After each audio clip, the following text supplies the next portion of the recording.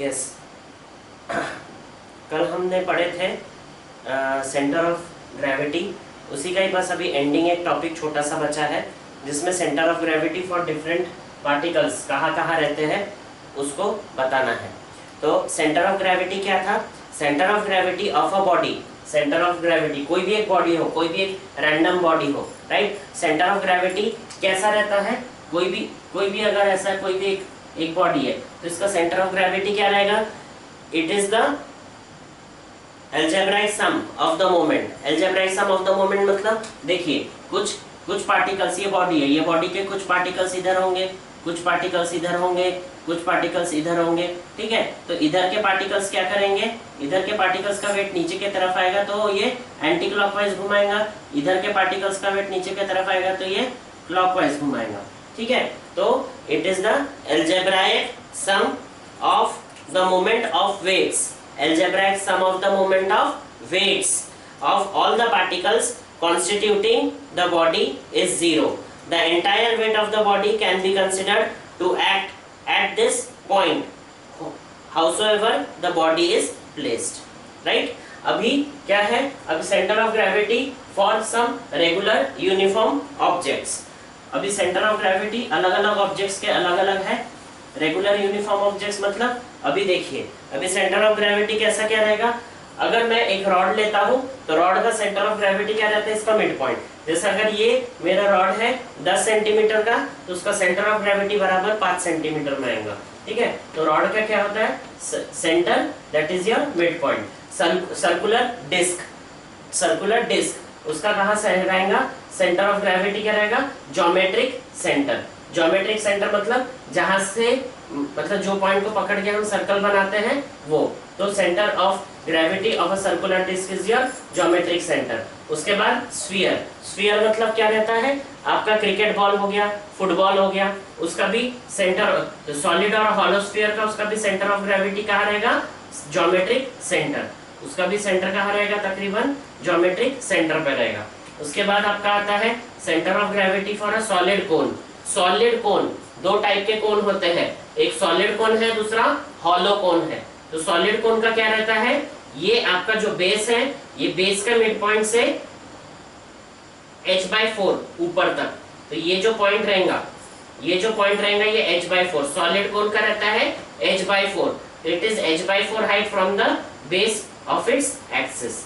Base of its axis किसका रहेगा? Solid कोन का। उसके बाद हॉलो कोन का। हॉलो कोन का कहाँ रहेगा? हॉलो मतलब क्या होता है? हॉलो मतलब उसके अंदर कुछ नहीं है। सॉलिड कोन मतलब वो एक पूरा सॉलिड मटेरियल का बना हुआ है। सॉलिड मतलब वो एक पूरे सॉलिड मटेरियल का बना हुआ है। हॉलो कोन मतलब उसके पूरा खोखला, right. It is a empty solid. Hollow मतलब इट्स अ एम्प्टी कोन। तो एम्प्टी कोन मतलब हॉलो कोन का क्या रहता है?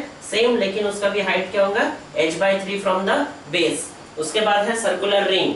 रिंग मतलब आपका, आप अगर कोई जैसे एक लोहे के रॉड को ऐसा अगर गोल कर दो तो वो रिंग हो जाएगा। तो सर्कुलर रिंग कहाँ रहता है? Centre of the ring. अब देखिए, ये आपका रिंग है, ये मटेरियल है, लेकिन उसका आपका ज्योमेट्रिक सेंटर कहाँ बना है?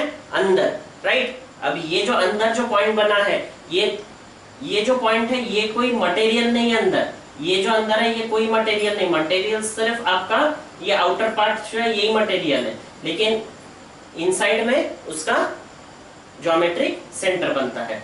उसके बाद ट्राइंगल लैमिया और स्केलिन ट्राइंगल। ट्राइंगल लैमिया मतलब एक प्लेट, ठीक है। तो ट्राइंगल लैमिया या स्केलिन ट्राइंगल का कहाँ बनता है? Point of intersection of the median. Point of intersection of median मतलब यहाँ से एक इंटरसेक्शन है, यहाँ से एक लाइन ड्रॉ करो जो मीडियन है, यहाँ से एक मीडियन ड्रॉ करो, यहाँ से एक मीडियन ड्रॉ करो, यहाँ से एक मीडियन ड्रॉ करो। ये तीनों मीडियन का जो भी इंटरसेक्शन पॉइंट रहेगा वो रहेगा geometric centre of your triangular lamina या स्केलिन ट्राइंगल का, राइट। उसके बाद आता है पैरेललोग्राम, रेक्टेंगुलर कहते पैरेललोग्राम, रेक्टेंगुलर लैमिया, स्क्वायर या रोम्बस लैमिया, कुछ भी ले लो, ठीक है। चाहे इसको पैरेललोग्राम कंसीडर करो, रेक्टेंगल लो या स्क्वायर लो, कोई भी टाइप का अगर वो लैमिया या प्लेट है तो उसका क्या रहेगा, डायगोनल जो रहता है, डायगोनल मतलब जो opposite corners, diagonal means what, opposite corner, opposite corner को जोड़ने के बाद ऑपोजिट कॉर्नर यहाँ से यहाँ ड्रॉ किए, यहाँ से यहाँ ड्रॉ किए, तो पॉइंट ऑफ इंटरसेक्शन क्या रहेगा आपका, पॉइंट ऑफ इंटरसेक्शन क्या रहेगा आपका, centre of gravity. Point of intersection होता है सेंटर ऑफ ग्रेविटी। इसीलिए अभी सेंटर ऑफ ग्रेविटी किस किस के ऊपर डिपेंड करता है, हमने कल पढ़े थे, सेंटर ऑफ ग्रेविटी किस किस के ऊपर डिपेंड करता है, मास के ऊपर। सबसे इंपॉर्टेंट चीज है, सेंटर ऑफ ग्रेविटी किसके ऊपर डिपेंड करता है, मास के ऊपर। मास इज व्हाट, एक कंप्लीट बॉडी में कितने पार्टिकल्स है, एक बॉडी जो बनी रहती है, जैसे ये पेन में बहुत सारे पार्टिकल्स है, ठीक है, ये पेन जो है इसके में बहुत सारे पार्टिकल्स है, तो मास ऑफ अ बॉडी, उसके बाद डिस्ट्रीब्यूशन ऑफ मास सिर्फ मास नहीं, अब ये बॉडी में जैसा कहते हैं डिस्ट्रीब्यूशन, मास का डिस्ट्रीब्यूशन कहाँ है, कुछ पार्टिकल्स इधर है, कुछ पार्टिकल्स इधर है, कुछ पार्टिकल्स इधर है, कुछ पार्टिकल्स इधर है, मतलब ये जो आपका डिस्ट्रीब्यूशन जो पार्टिकल्स है ये थ्रू आउटली डिस्ट्रीब्यूटेड है ये कंप्लीट पेन में, ठीक है। तो डिस्ट्रीब्यूशन ऑफ मास, और उसके बाद तीसरा रहता है शेप, साइज, स्ट्रक्चर,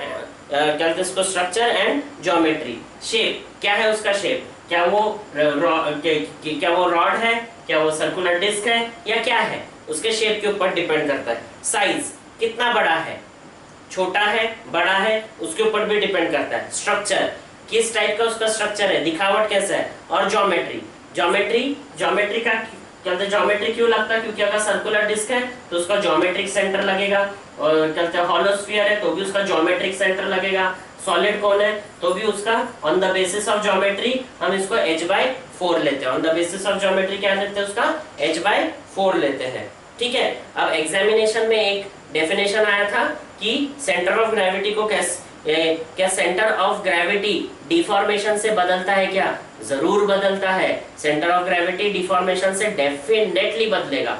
कैसे, अभी जैसे ये रॉड है, रॉड का सेंटर ऑफ ग्रेविटी वो पार्टिकल के अंदर था, अगर कोई भी पार्टिकल को तोड़ मरोड़ कर लो, कैसा भी उसको डिफॉर्म कर लो, तो उसकी सेंटर ऑफ ग्रेविटी बदलने वाली है। तो क्वेश्चन पूछा अगर जाता है क्या सेंटर ऑफ ग्रेविटी हमारा क्या कहते हैं इसको, स्ट्रक्चर, साइज या ज्योमेट्री कुछ भी बदलने से सेंटर ऑफ ग्रेविटी बदलेगा क्या, तो आंसर इज ट्रू, यस, ठीक है। और एक क्वेश्चन आ सकता है कि आपका सेंटर ऑफ ग्रेविटी आपके बॉडी के बाहर रह सकता है क्या, डेफिनेटली, क्या आपका सेंटर ऑफ ग्रेविटी बॉडी के बाहर भी रह सकता है। सबसे बड़ा एग्जांपल ये सर्कुलर रिंग का देखो, ये आपका मटेरियल है लेकिन सेंटर ऑफ ग्रेविटी का है मटेरियल के बाहर है। वैसे ही एक है बूमरैंग को एक या तो आप बूमरैंग बोलो, नहीं तो हॉर्स शू मैग्नेट, या इस टाइप का अगर कोई स्ट्रक्चर रहता है, ठीक है, इस टाइप का स्ट्रक्चर है, तो मटेरियल ये है, ये आपका मटेरियल है, क्या मटेरियल है, ये आपका मटेरियल है, लेकिन इसका सेंटर ऑफ ग्रेविटी कहाँ आ रहा है, बीच में। समझ में आया, ओके, थैंक यू।